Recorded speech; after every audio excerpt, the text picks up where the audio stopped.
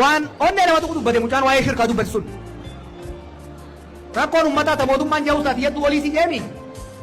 awaanin beekuu fi ragaan qabu osoo noo siniime biyyaa gubata waan namni keenya keessa jiru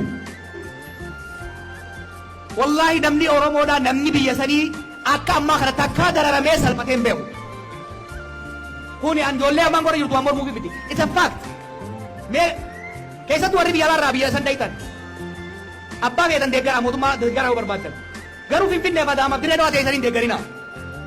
yoo sodaattan miilaan adaamaa ba'u sodaateeti adaamaa ta'ee mootummaa faarsa kijibaan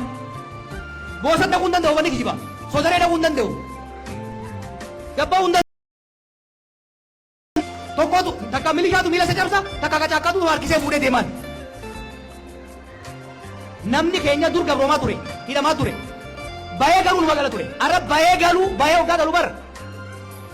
salphinni irra ga'u akka fedhe cabaqan akka fedhe tuman sangaarraa qalatan sangaarraa gurguratan